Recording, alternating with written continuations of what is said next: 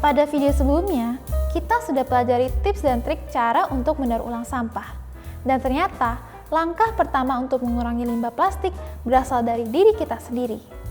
Masing-masing dari kita memiliki kemampuan dan tanggung jawab untuk menjadi agent of change. Gimana? Apakah kalian siap menjadi agent of change? Tunggu dulu nih, kalian sudah tahu belum peran-peran apa saja dalam pemilahan dan pengolahan sampah plastik?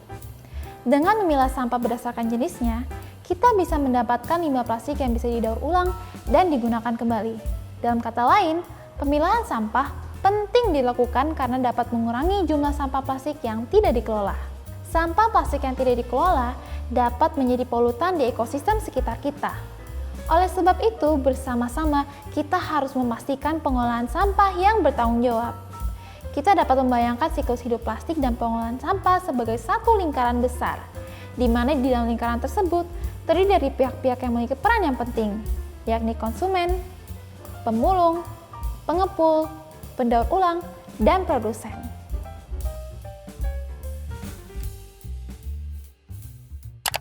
Pada awalnya, plastik yang digunakan sebagai kemasan atau bahan produk itu sendiri dibeli oleh masyarakat sebagai konsumen seperti kamu. Tentu produk tersebut tidak akan selamanya dipakai dan akan ada waktu di mana kamu akan membuangnya. Misalnya, kemasan makanan instan akan kamu buang setelah dibuka, atau botol plastik akan kamu buang setelah habis airnya, dan produk berbasis plastik seperti sikat gigi akan kamu buang jika sudah rusak. Pada akhirnya, kita akan memindahkan plastik dari supermarket ke tempat sampah. Plastik tersebut lalu bertemu dengan peran selanjutnya, yaitu pemulung. Pemulung memiliki banyak sekali stigma oleh masyarakat. Akan tetapi, mereka memiliki peran yang integral dalam proses pengumpulan sampah. Selain memiliki peran dalam kebersihan lingkungan sekitar, mereka juga merupakan frontliner yang mengumpulkan sampah ke tempat pengolahan yang akan dipilah dan didaur ulang, seperti yang sudah ditetapkan dalam Undang-Undang Pengelolaan Sampah. Nah, pada saat yang sama juga, pemulung memiliki peran yang sangat penting, yakni memilah sampah. Seperti yang sudah dikatakan, limbah plastik pada dasarnya memiliki harga jual yang baik sehingga patut untuk didaur ulang. Nah, sekarang plastik yang sudah dipilah oleh pemulung dapat dijual kembali kepada pengusaha atau pengepul sampah. Pengepul sampah merupakan bagian sektor informal yang bergerak dalam pengumpulan dan penjualan sampah dengan nilai jual seperti botol plastik bekas. Pemulung plastik dapat menjual plastik yang telah dikumpulkan kepada pengepul yang dapat melakukan pressing botol untuk dijual kembali ke industri. Mari kita pelajari lebih lanjut apa yang dilakukan oleh pengepul dengan berkunjung ke Kibumi.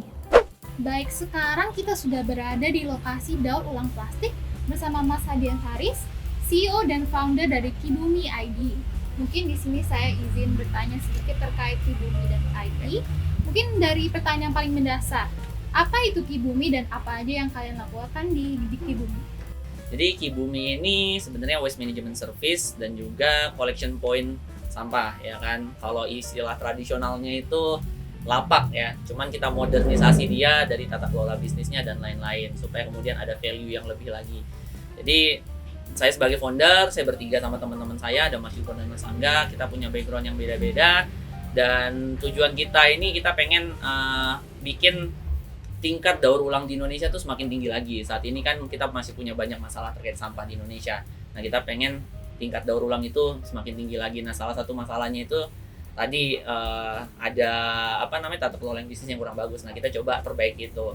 Nah, itu yang kita lakukan sih, Mbak. Kita bikin sebuah model lapak sampah yang modern, yang tata kelolanya bagus, pengelolaan SDM-nya bagus, ya kan, sehingga bisnisnya bisa berkelanjutan, bisa sustainable. Seperti itu yang kita lakukan di sini. Oke, baik.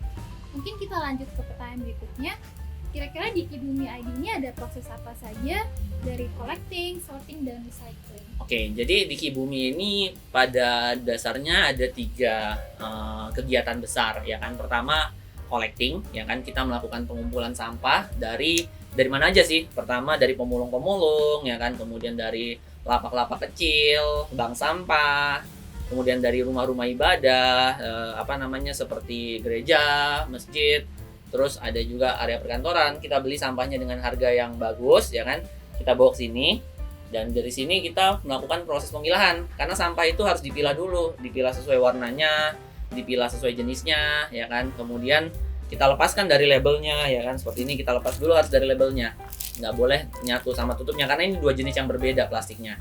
Nah setelah kita pisahkan di meja conveyor belt, nah di sini juga kita memberdayakan pemulung, teman-teman pemilah itu teman-teman pemulung, setelah itu kita press supaya ukurannya kecil dan gampang dikirimkan ke pabrik-pabrik daur ulang yang membutuhkan. Nah, jadi perjalanan plastik masih lanjut teman-teman. Ada banyak proses yang terjadi di pabrik daur ulang yang menghasilkan berbagai produk plastik. Masih ingatkah teman-teman dengan jenis-jenis daur ulang? Ada primer, sekunder, tersier, dan kuartener. Daur ulang primer adalah jenis daur ulang di mana plastik yang didaur ulang berasal dari sisa-sisa produksi pabrik itu sendiri, alias belum didistribusikan atau belum digunakan oleh konsumen. Sedangkan daur ulang sekunder adalah jenis daur ulang di mana plastik yang didaur ulang telah digunakan oleh konsumen atau juga disebut sebagai post-consumer plastic. Daur ulang tersier merupakan jenis daur ulang yang melibatkan zat kimia dalam proses pemecahan dan daur ulang plastik menjadi bahan bakar cair atau zat kimia untuk bahan baku produk lainnya. Terakhir, daur ulang kuartener merupakan jenis daur ulang yang melibatkan proses pembakaran untuk mengubah plastik menjadi sumber energi panas. Nah, dari seluruh jenis daur ulang tersebut, daur ulang sekunder adalah jenis daur ulang yang paling ideal untuk diaplikasikan di Indonesia. Kenapa? Karena daur ulang sekunder merupakan jenis daur ulang yang paling optimal untuk aplikasi pada plastik PET. Plastik PET termasuk plastik yang mudah untuk didaur ulang. Menurut studi di Indonesia, produk minuman berbasis PET memiliki tingkat daur ulang sebesar 83%. Atau 83% produk tersebut dapat didaur ulang. Selain itu, daur ulang sekunder melibatkan dan menguntungkan banyak pihak seperti konsumen atau masyarakat, pemulung, pengepul, pendaur ulang itu sendiri, dan industri sehingga memiliki dampak yang baik secara sosial dan lingkungan. Plastik yang sudah dipilah dan dikemas akan dijual ke berbagai pabrik daur ulang untuk dijadikan biji plastik yang digunakan dalam produk baru.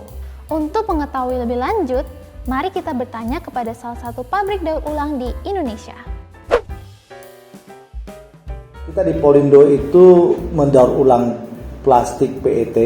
Jadi kita adalah industri daur ulang plastik PET, polyethylene terephthalate, yang berdiri sejak tahun 2005. Di Polindo kita memproses botol plastik itu dari mulai pengumpulan sampai di fasilitas di pabrik kita akan sortir, olah, pemilahan, kemudian kita washing dan kemudian jadi produk yang berbentuk flake yang kemudian kita proses lagi menjadi packaging ya, dalam bentuk beberapa jenis packaging, khususnya packaging makanan.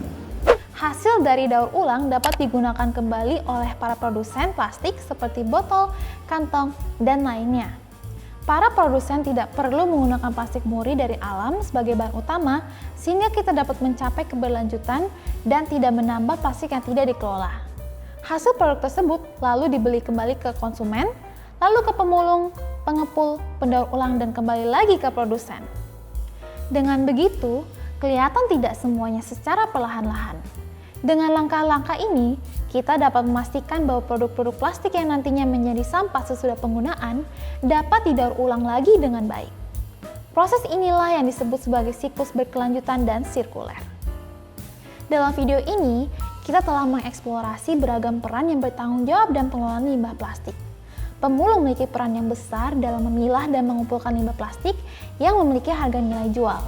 Kemudian, para pemulung plastik dapat menjual plastik yang tadi dikumpulkan kepada pengepul, lalu ke pabrik daur ulang sehingga membentuk suatu siklus yang berkelanjutan. Nah, gimana semua? Sekarang kita sudah mempelajari alur pengelolaan limbah plastik. Selain itu juga, kita juga sudah mempelajari betapa pentingnya pemulung dan perannya dalam proses pemilahan sampah. Dengan itu juga, kita sudah bisa mengambil satu langkah menuju pengelolaan sampah yang bertanggung jawab dan ekonomi sirkular. Apa sih sebenarnya pentingnya dari ekonomi sirkular? Penasaran? Kita akan pelajari di video-video selanjutnya.